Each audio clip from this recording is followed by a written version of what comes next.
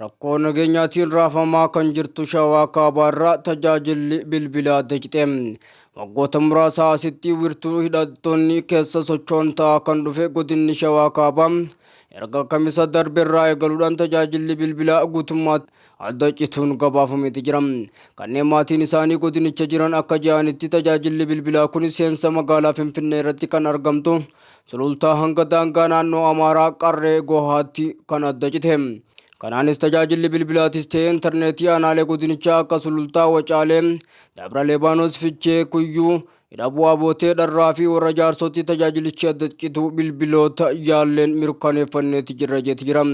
Daandii guddichi naannoo Amaaraatii fulla'u kan keessa qaxxaamuru godinni kun hidhattoonni daandii kanarratti guyyaa konkolaattota dhaabsisuudhaan namoota ukkaamsaa turuun ni yaadatama.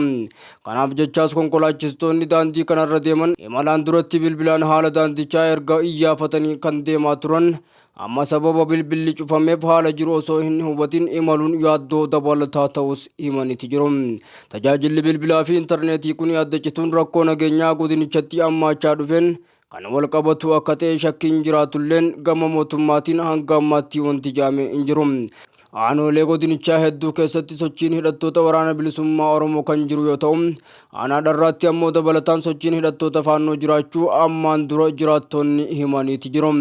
Torbee lamaan dura jiraattonni godina kanaa dararaa saamichaa fi ajjeechaa hammaachaa dhufeef jecha gamtaan bahanii waaqa kadhachuunii fi araara gaafachuun ni yaadatama. Kadhaa araaraa kanaan boodattis haalli godinichaa fooyya'insa akka hin argisiisnee fi amma dabalataan tajaajilli bilbilaa addaan cituun ammoo daran akkaan rakkoo hawaasa godinichaa hammeessa jedhame yaaddoo uume. Kadhaan araaraaf waaqatti boo'uudha jedhame kun kutaalee godinichaa rakkoo nageenyaatiin raafamaa jiran hedduu keessatti gamtaan gaggeeffamaati ture.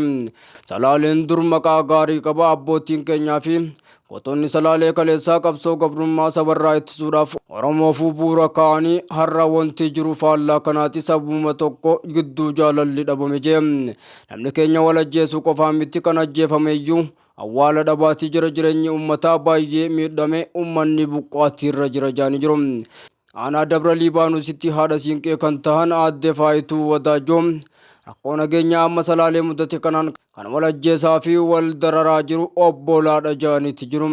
Dhibdee obbolaa gidduu kanaan kamtu yakka kam hojjete kan jedhu adda baasnee hin beeknu garuu namni keenya saamamaa jira, ajjeefamaa jira, manneen barnootaa gubachaa jiru, ambulaansiin deessuu tajaajiltu gubachaa jirti kan jedhan godinaaleen Oromiyaa irra caalaan isaanii rakkoo nageenyaatiif kan saaxilaman yoo ta'u, waldhabdeen mootummaatii fi waraana bilisummaa Oromoo karaa marii nagaa furmaata hin argatin hafeeti jira.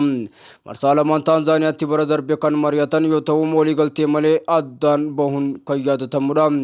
Ergasii waan haaraan dhagahame kan hin jirre yoo ta'u, uummanni rakkoo nageenyaatiif saaxilame tajaajila fayyaa akkasumas manneen barnootaatti ijoollee isaa erguu yaaddaa jiraachuun gabaafamaati jira.